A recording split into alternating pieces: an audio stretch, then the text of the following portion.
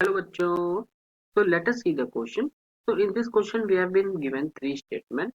तो पहले हम उन्हें पढ़ लेते हैं. Statement 1, elongated or tube-like cell with thick and lignified walls and tapering ends.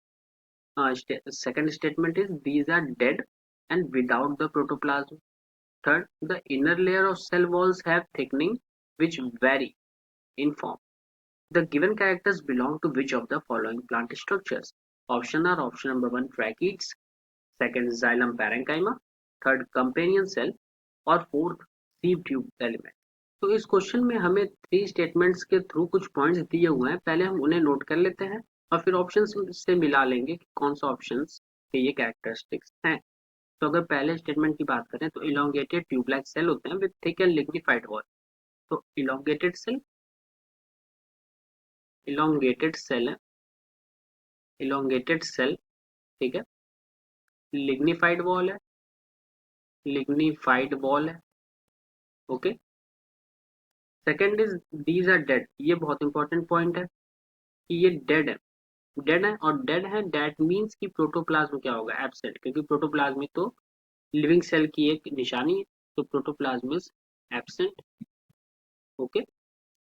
The third point जो थर्ड स्टेटमेंट से मिला हमें कि the inner layer of cell wall have thickening which vary in form. तो inner layer has thickening, inner layer thickening, inner layer thickening which is variable, which is variable. इसका इस statement का क्या मतलब हुआ कि जैसे अगर ये सेल है, मैं हल्का सा ड्रॉ करके आपको बता देता हूँ. तो पहले तो क्या है कि इलोंगेटेड सेल है. ठीक है. ये इलोंगेटेड सेल है, लिग्निफाइड वॉल्स है. तो मतलब कि यहाँ पे लिग्निन का डिपोजिशन होगा. ठीक है. ये लिग्निन का डिपोजिशन है. टैपरिंग एंड्स मीन्स क्या होता है कि ये इस तरीके से इसके एंड होता है. ये ये टैपरिंग एंड हो गए. फिर क्या दिया हुआ है? डेड है, प्रोटोप्लाज्म एब्सेंट होगा. Inner layer of cell wall have thickening.